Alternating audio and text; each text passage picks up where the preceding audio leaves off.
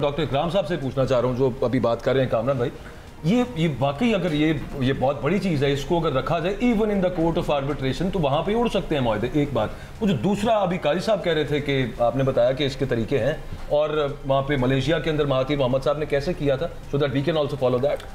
देखिए, forensic audits के नतीजे में तो ये सारे के सारे बिहाइंड द बार होते हैं, मगर अमेरिका में लॉ है कि अगर कोई भी यहाँ कोई ऐसी फाइनेंशियल करप्शन में इन्वॉल्व होगा तो आप अमेरिका में उसकी मेन, क्योंकि आपको पता है इनके ज़्यादा जो फंडिंग वहाँ से आई, मगर मसला ये था कि एक आध केस में जब ये कोशिश की गई कि करप्ट प्रैक्टिसेस का अमेरिका में लॉ सख्त है, और हमें याद होगा कि हबको के केस में उन्होंने खालिद अनवर साहब ने शुरू किया था।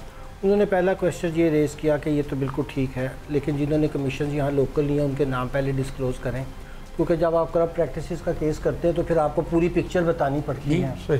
तो मैं अर्ज़ करूं कि यहाँ की जो हमारी अपनी लोग हैं वो भी रेंट सीकिंग पे, क्योंकि असल चीज़ की तरफ जो मैं इशारा कर रहा था कि जब कोई भी दुनिया का मुल्क हो, जब अवाम महवर नहीं होते पॉलिसियों का, जब अवाम महवर ही नहीं होते किसी किस्म की तवज्जो का, तो वहाँ फिर ज़ाहिर है कि वो लोग आप देखते हैं कि हम तो सारे ही आप जानते हैं कि एक ज़माने में कलर्जी का और जो बादशाह का कट जोर होता था, लोग मरते थे भूखे। कि 5 मिलियन, किसी की 6 मिलियन की आबादी, आप फिनलैंड से लेकर वहाँ तक चलें, उन्होंने कितने हर इशारे में वो शफाफियत के नंबर 1 होते हैं। अब आप छोटे मुल्कों में एस्टोनिया को देख, अब ये वजह क्या है, वहाँ लोग अहम हैं, वो काम लोगों के लिए रियासत कर रही है। यहाँ तो रियासत हो सब हो, हम बिल्कुल ये देखते हैं कि चंद लोग हैं जिनके लिए सारी, अब आप तो डॉक्टर साहब इसमें वैसे आईपीपीज में एक बड़ा शेयर, मैं लायंस शेयर नहीं कहूँगा लेकिन फिर भी उसके तकरीबन उसके बराबर ही को चलें चीते का शेयर कर लेते हैं बीच में, वो चाइना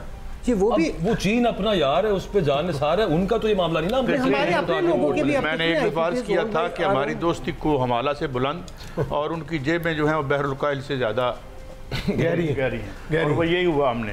कैसे मैं गुजारिश ये कर रहा था कि इस वक्त दुनिया के अंदर जो है वो फूड सिक्योरिटी पहले नंबर पे है। बुनियादी तौर के ऊपर कोई ऐसा मसला नहीं है कि आप इसको हल करना चाहें। मैं आपको बताऊं कि हम क्रॉप जोनिंग की तरफ नहीं जा रहे। मैं कहता हूं कि हमारे मुल्क की चीनी की ज़रूरत है 60 लाख टन, हम पैदा कर लेते हैं 85 लाख टन, फिर हम कहते हैं कि हमें सब्सिडी दें। अभी भी मुतालबा किया कि बाहर भेजें, अगर आप बाहर भेज सकते हैं आप इजाज़त दे दें। और हुकूमत की हालत ये है, 3 इजलास हो गए, वो कहते हैं हमें वो फिगर ही नहीं मिल रहे, हमें पता चलेगा तो फिर हम। नंबर 1 बात। दूसरी बात ये है कि आप देखें कि एडिबल ऑयल जो है वो कैसा, आपको पता है कि हम 80 से 85% बाहर से लेते हैं। ये कितनी शर्मनाक बात है। अगर आप 60 लाख एकड़ के ऊपर जो ऑयली क्रॉप है वो आप लगा लें तो आपका ये जो 400 अरब का जो ये ज़र मुबादला आप बाहर खर्च करते हैं वो आप बचा सकते हैं। आप ऐसी फसलें लगाएं जिसको हम जो है वो एक्सपोर्ट करें, बाहर भेजें। और ये जो फसलों का तबादला अभी बात हो रही थी, काशिफ साहब भी कह रहे थे, दुरुस्त कह रहे थे कि अभी भी हमने कहा कि आप ऑयल ले लो, गंदम दे दो। आप हमने ये मुतालबा, ये सिफारिशात पेश की थी। मैं कहता हूं कि जो वहां पे फैसला करने लिए बैठे हैं काजी साहब, आप हैरान होंगे कि यानी डिप्टी कमिश्नर पूरे ज़िले को वो कंट्रोल करता है और वो हमसे कभी ये सवाल करता है कि मन में कितने किलो होते हैं, और कभी कहते हैं ये खाल, हाँ ये खाल जो है भल सफाई ये क्या होती है। अब यहाँ जिस सेक्रेटरी को आप खुराक का महकमा देंगे उसको कुछ पता नहीं होगा, या एग्रीकल्चर का देंगे। अच्छा, अब मैं गुजारिश ये कर रहा हूँ कि हुकूमत वक्त को चाहिए, देखें आपके जीडीपी का 24-25% ज़राअत से मुंसलिक था, जो अब मेरे ख्याल में 13-11 पे आ गया। आप इसी से ये जो आज आपने और हमने जो खूबसूरत कपड़े पहने हैं इसके पीछे कौन है? किसान है। आप ये जो चाय हम पी रहे हैं इसके पीछे कौन है? किसान है।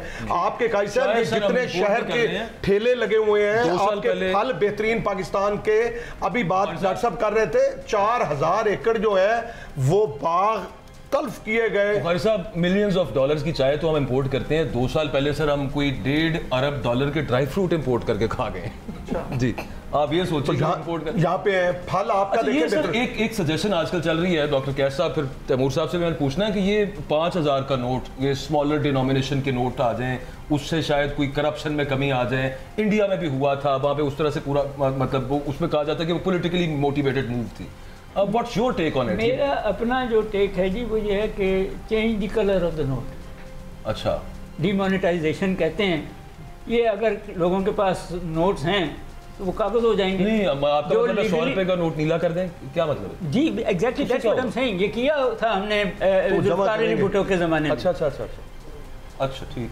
ये बात सही है कि आप समझते हैं कि करप्शन में क्योंकि कम नोट दिए जाते हैं। अब करप्शन ऐसे नहीं होती। अब करप्शन ये है कि ये ज़मीन का टुकड़ा ख़रीद के आपके नाम फलाने बैंक में ले दिया है और आपको उसका नंबर दे दिया है, जब लेना होंगे तो वो नोटों से करप्शन पूरी सफाई तो ले लेता होगा, थानेदार तो ले लेता होगा। वो लोग इस लेवल पे नहीं है। डॉलर्स एंड दुबई में घर एंड सच फोर्थ, ये सारे जो दुबई लीक है। सो ठीक है, आप उसको इनकी बात बिल्कुल ठीक है, क्योंकि जब मोदी इंडिया में पहला इलेक्शन जीता था तो इंडियन ट्रेजरी में 125 बिलियन डॉलर्स पड़े थे। अभी तीसरा इलेक्शन जीतने के बाद, चाहे वो छोटे मार्जिन से भी जीता, अभी उस वक्त इधर उधर 680 बिलियन डॉलर्स पड़े हैं। ठीक है, पहली टर्म में आने के बाद उन्होंने मोनेटाइजेशन की। ठीक है, अब मोनेटाइजेशन में उधर शोर स्टेट्स में की थी उसमें, लेकिन उसमें शोर शराबा बहुत मचा। इलेक्शंस का मसला था, शोर शराबा बहुत मचा। लेकिन वो एक की रीज़न है कि आज इंडिया की इकॉनमी बहुत ज़्यादा डॉक्यूमेंट हो गई है। वेदर आप 5,000 का नोट ख़त्म करें या नोट का कलर चेंज करें, जितना नोट सर्कुलेशन में वापस बैंक में आएगा, तो ये आपको अपनी सारी इकॉनमी डॉक्यूमेंट करने का तरीका ये है कि या 5,000 का नोट कैंसिल करें या नया नोट इशू करके पुराना बैंक में आए।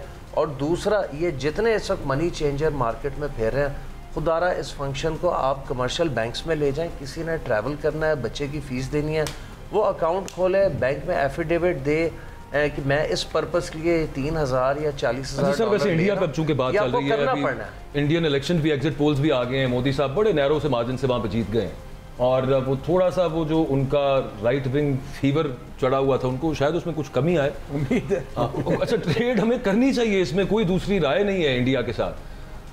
मैं चले खैर उस पॉलिटिकल साइड पे नहीं जाता कि वहाँ पे वो आर्टिकल ट्रेड उन्होंने बंद की थी, हमने नहीं की थी। नहीं, हमने भी की है सर, उन्होंने की थी। नहीं, हमने इनकार कर दिया कि जो आपने 35A और वो दूसरा जो आर्टिकल है कश्मीर रिलेटेड, उनके अंदर जो आपने अमेंडमेंट्स किए हैं उसके बाद इनिशियली उन्होंने बंद की थी। देखिए वैसे मैं एक फिक्र मुतरज़ा कह दूं, अगर वतन अजीज़ में आपने करप्शन बंद की तो मुमकिन है कि तकरीबन 50% इकॉनमी लिक्विडेट हो जाए। लेकिन चले ये मैं एक अलग बात करता हूँ। अच्छा ये डॉक्टर साहब ये फरमाइए सर, मैं उससे पहले 5,000 के नोट पे एक सिर्फ कमेंट दे दूं प्लीज कि वो 5,000 के नोट चेंज करने की जरूरत है। अच्छा, इसका मतलब डॉलर ज्यादा है यहाँ, सेट डॉलर ज्यादा है। करप्शन तो उसमें सेट डॉलर आप जो रखता है, जो करप्शन करता है, वो रुपया में नहीं रखता, वो डॉलर्स में रखता है। एक सवाल आ गया, उसे हार्ड मनी कहते हैं। हाल हमारे बुरे हैं, ये तो सबको पता है, तो ये क्यों नहीं कम से कम कोई गारंटीज दे के कहते कि भाई अपने घरों से संदूक खाली करो और हम आपको प्रोटेक्शन देते हैं। Sir, I have been saying it for the very many times. देखें सर, देखें, हम $1 बिलियन के पीछे जाते हैं। मैं ये कहता हूँ यू नीड द डॉलर्स, आपको पैसे चाहिए हैं, आप खुदारा अपने लोगों से पैसे मांग लें, ग्रे इकॉनमी का पैसा, उस पर कुछ पेनल्टी लगा दें, टैक्स लगा दें। वो पैसा जो डॉलर्स मेरे घर में पड़े हैं, आपके घर में पड़े हैं, जो संदूक में पड़े हैं, जो जहाज में दूसरे दुबई चले जाते हैं, वहां ना जाने दें। काजी साहब, वो जो मॉडल पकड़ी गई थी उसका क्या बना? नहीं, उसको छोड़ देखें, उस मॉडल को छोड़ें। आपको पता है कि आपके डॉलर्स की स्मगलिंग होती है। आप ये कह दें कि भाई हम आपको अगर आप स्टेट को देंगे, हम 3 साल आपको नहीं लेने देंगे, आपको उस पर हम इंटरेस्ट भी दे देंगे, लेकिन we have to think on it. उसकी वैसे एक चैनलिंग चल रही है ना, वो ये चलती है कि यहाँ से वो मनी लॉन्डर होकर वहाँ पे जाते हैं, रेमिटेंस की सूरत में यहाँ पे वापस आते हैं। नहीं, रेमिटेंस नहीं, अब नहीं आ सकता ना। आप 50 लाख रुपए से ज्यादा का आप एक टैक्स ईयर के अंदर आप उस नहीं पैसे मंगवा सकते। सो अब वो बात नहीं है। हाँ, अब भी वो 3-4 साल पहले से उन्होंने दुबई में 11 रुपए, लेकिन देखिए वो जो $11 बिलियन आपका गया है, वो आपका स्मगलिंग से गया, और वो इसीलिए गया है कि आपने उस पैसे को इस मुल्क के अंदर नहीं आने दिया। आप ऐसी पॉलिसीज बनाएं वो पैसा आपका मुल्क के अंदर आए, मुल्क से बाहर ना जाए। और यही वजह है आपके मुल्क के अंदर जो इन्फ्लेशन और हमारे जो डॉलर के रिजर्व्स हैं उसकी कमी, हमें उस एंगल से भी देखना होगा। पैराडॉक्सिकल हो गया ना, मतलब आप कह रहे हैं कि वो एक तरफ हम करप्शन पकड़े हैं, दूसरी तरफ हम अमीर हैं। डॉक्टर तैमूर साहब एक पॉइंट। अच्छा देखिए, बात ये कि अगर करप्शन जो है ना वो बड़ी अनफेयर है, क्योंकि अनफेयर तरीके से आप पैसे कमा जाएंगे अगर आप करप्ट हैं, या मैं करप्ट हूँ जो कि किसी और कोई और डिजर्व, या मौका मिल जाए किसको। हाँ, मगर इस चीज को समझने की जरूरत है कि जो मैक्रो इकोनॉमी है वो ऐसी भी हमने इकोनॉमीज देखी दुनिया के अंदर जो इंतहाई करप्ट है हमसे भी ज्यादा, मगर वो बड़ी तेजी से ग्रो कर रही है। बिल्कुल ग्रो है ना जी। Agreed. Italy is a very good example. एक फर्स्ट वर्ल्ड कंट्री है, बहुत करप्ट है, बिलीव मी, इतनी करप्शन इसकी याद कोई नहीं, मगर ग्रोथ बहुत है। सो एक्चुअल फोकस जो, और आपको पता है पिछले दौर के अंदर भी हमने बड़ा फोकस किया करप्शन को खत्म करने पे, और इनफैक्ट कई सारे प्रोजेक्ट्स ऐसे करके ग्राउंड टू हॉल्ट हो गए और काफी चीखें निकली लोगों की। सो एशियन इकोनॉमी की ग्रोथ के हवाले से जो है ना, सोशल जस्टिस का एक अलग सवाल है, वो बहुत अहम है, मगर इकोनॉमी की ग्रोथ के हवाले से जो क्वेश्चन है वो ये कि आपने वो की बॉटलनेक्स रिमूव करने जिससे इकोनॉमी जो है ना ग्रो नहीं कर। एक बॉटलनेक आपके सामने आ गया IPPs वाला, ठीक है, ये बहुत बड़ा बॉटलनेक है, इसके बगैर कभी इंडस्ट्री कंपेटिटिव होकर एक्सपोर्ट नहीं कर सकती। देयर इज नो वे, आप इंडस्ट्री को तबाह कर रहे हैं IPPs की वजह से। दूसरा है, जिस तरह उन्होंने इकराम साहब ने कहा, डेट वाला मसला कि आपने एड और डेट पे पिछले 50-70 सालों से मुल्क चलाया है, and now it's catching up with you. अब वो डेट इतनी बढ़ गई है कि आप अपने बजट को बैलेंस ही नहीं कर सक रहे। और सबसे बड़ा मसला इनके साथ साथ जोड़ते हुए वो ये है कि स्किल और एजुकेशन की डेवलपमेंट के हवाले से पिछले 70 सालों में कोई खास इन्वेस्टमेंट नहीं की गई। तो वो बिल्कुल बात दुरुस्त आपने भी कही कि हमारे पास अगर कुछ छोटा मोटा स्किल्ड लेबर पैदा हो जाता है तो 8-8 लाख स्किल्ड लेबर जो है वो तो बाहर चला जाता है। सर, जिस मुल्क में कैपिटल भी बाहर चला जाता है। डॉक्टर साहब आप तो पढ़ाते भी हैं। Sorry, one last thing please.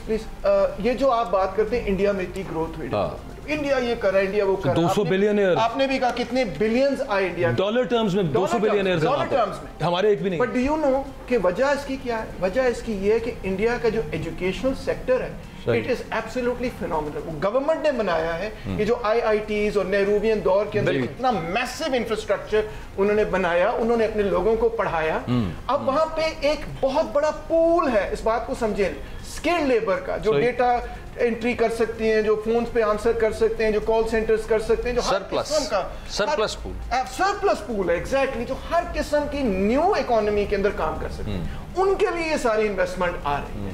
सो वो पाकिस्तान के अंदर क्या है? नहीं है।